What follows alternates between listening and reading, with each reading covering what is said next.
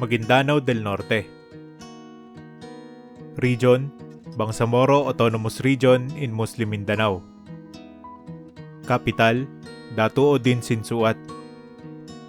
Founded September 18, 2022. Area: 4,667 square kilometers. Population: 618,421. We're back to Mindanao. Matapos tayo sa dalawang lanaw early this year, ay dito naman tayo sa dalawang pinakabatang lalawigan ng Pilipinas. Sobrang bata may chance na di mo pa nabalitaan na nasplit na sa dalawa ang Maguindanao Province 3 years ago. For this episode, unahin natin ang Del Norte. Ang lalawigan ay nasa west side ng Mindanao Island. Katabi nito ang 4 pang probinsya. Siyempre ang Del Sur na kung titingnan nasa bandang kanan talaga nito, Cotabato sa gawing silangan din, Lanao del Sur sa itaas, at Sultan Kudarat sa ibaba. Ito namang bayan sa gitna ng lalawigan ay ang independent na lungsod ng Cotabato City.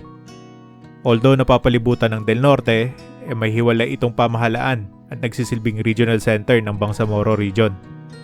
Ang anyong tubig sa kanluran ay ang Iliana Bay na sakop ng Moro Gulf. Ang 12 hati ng probinsya ay pawang mga munisipalidad. Ang kabisera nitong Datuodin Sinsuat o DOS ang pinakapopulado. Ang iba pang mga bayan ay ang Buldon, Barira, Matanog, Parang, Sultan Mastura, Sultan Kudarat, Northern Kabuntalan, hiwalay pa itong Kabuntalan lang o madalas ding tinatawag Mother Kabuntalan, Talitay ang pinakamaliit na munisipalidad at least populated, Upi, at Dato Oblati Sinsuat o DBS. Parang hindi ka panipaniwala base sa mapa, pero parang ang pinakamalaking bayan ng Maguindanao del Norte.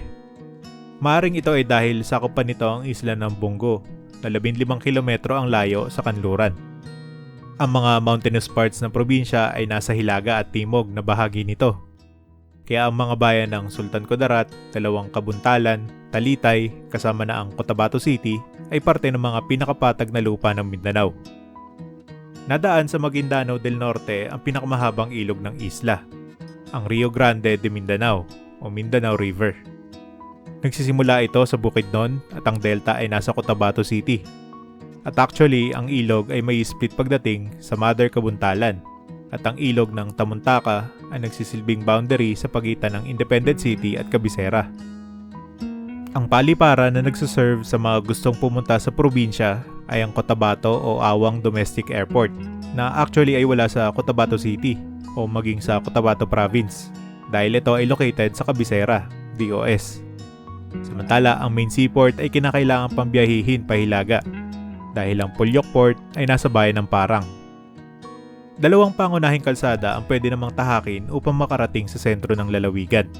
Ang Sharif Agua Cotabato City Road kung manggagaling ng Maguindanao del Sur at ang Lebac Upi Road kung galing namang Sultan Kudarat.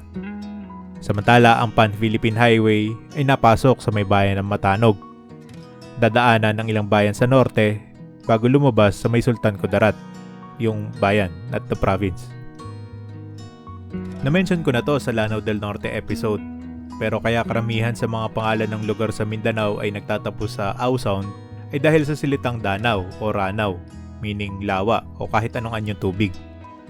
Well, except for Davao, dahil nagkataon lang ang isang yon. Ang Magin part naman ng pangalan ay nagmula sa Maginged, na tawag sa mga mamamayan ng lugar.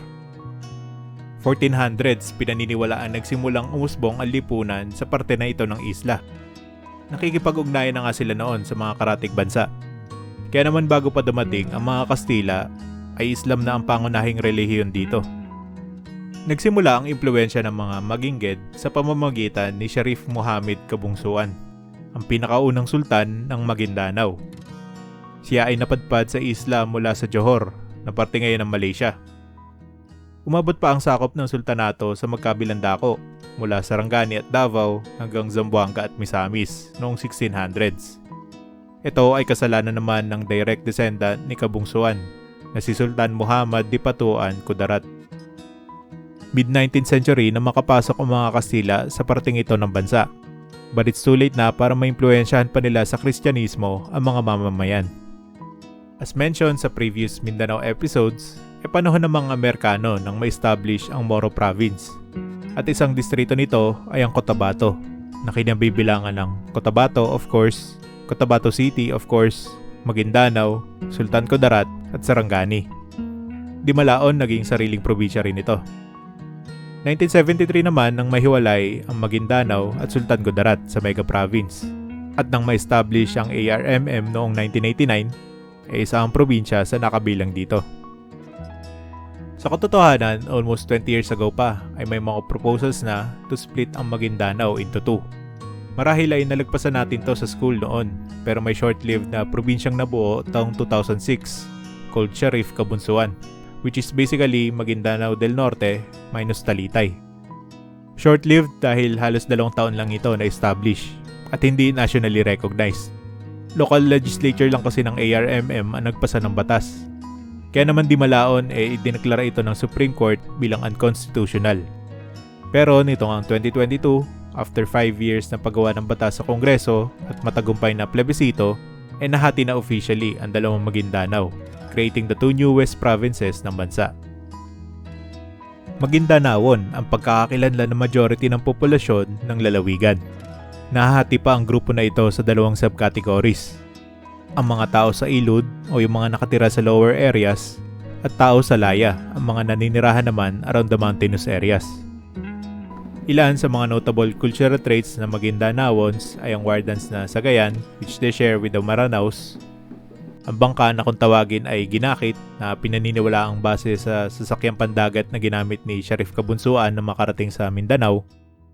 Ang mga folk instruments na kulintang, kudyapi at agong ay kadalasang present sa mga musikang galing dito. At meron din silang sariling disenyo sa paghahabi na kung tawagin ay inaul. Sikat din daw na pastime dito lalo noong wala pang mga teknolohiya ang bugtungan o pagtatanong ng riddle sa iyong mga kaibigan o kapamilya. Bukod sa Maguindanaons, iba pang ethnic groups ng lalawigan ay ang mga Iranon, Maranao at Teduray. Ang huli ay nakatira commonly sa southern towns ng lalawigan.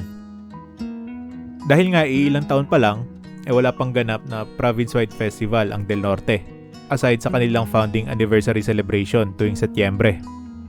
Di bale dahil meron din namang festival feels ang selebrasyon. Nagsasama-sama ang mga bayan para ipamalas ang sariling mga kultura at produkto. Di naman nawala sa mga bayan ang kanilang sariling kapistahan, tulad na lang nitong Megoyaya Festival ng UP. Ang pangalan ay nagmula sa Teduray word meaning magandang ani, at sila ang main focus ng selebrasyon. Pumapangalawa ang probinsya sa buong rehiyon ng Bangsamoro pagdating sa economic output. In fact, sila ng Lanao del Sur ay nag-a-account sa more than half ng total GDP ng BARMM. Ilan sa mga major contributors nito ay various service sectors, pagmimina, manufacturing, at syempre may slice para sa AFF o Agriculture, Forestry, and Fisheries. Kapag namang usapang Maguindanaon food trip, hindi pwedeng mawala ang chicken pastil o paster. Ito ay isang simpleng complete meal na kanin at shredded chicken meat tapos nakabalot sa dahon ng saging. Matapos naman lumubog ang araw kapag Ramadan, ay nagsasama-sama ang komunidad para kumain. Iftar ang tawag nila dito. Ilan sa mga putahing madalas na hinahain ay linigil na version nila ng chicken curry, tinapayan na binurong mudfish o dalag at may tapay o fermented rice, hence the name, at ang stew dish na sinina na ang karne ay maaaring beef o kambing. Para naman sa wonders ng lalawigan, magsimula tayo sa mga kabundukan. Ang pinakadinadayo dito ay ang Mount Minandar sa may Cabecera. Ang isa pa ay ang Mount Pitan sa may Matanog naman. Sa Sultan Mastura matatagpuan itong napakalinaw na Tumingay Lake. Kung titingnan ang satellite view, mukha itong isang maliit na hayop. Isang talo naman sa mabundok na areas ng lalawigan ay itong Bubuludtua Falls ng Barira. At ang Blue Lagoon ng DOS dinadayo dahil alam nyo na siguro kung bakit. Siyempre, include din natin itong islang sakop nila, ang Bongo, na dati ring kilala bilang Litayen. Prime nesting spot ang buhangin nito para sa mga pawikan. Sa mga pinagmamalaking man-made wonders, isa na itong Amaya Integrated Farm sa Parang at Jofels Farm sa UP. Ang Masjid Pusaka naman ng Mother Kabuntalan ay isang historic na bahay panambahan na itinayo noong 1800s. And speaking of bahay panambahan, ang pinupuntahan ng mga Muslim sa kabisera upang manalangin ay itong Masjid Al-Nasser Abbi o White Mosque. Itinayo noong 2016, ang 20,000 square meter na mosque ay kaya daw maka-accommodate ng 10,000 katao.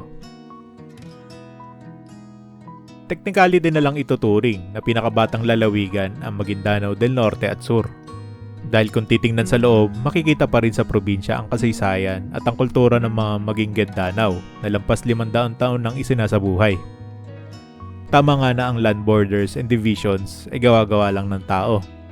Ang mas importante pa rin ay kung paano matutong mamuhay kasama ang kapwa mo. Now you know Maguindanao del Norte. Susunod, Maguindanao del Sur.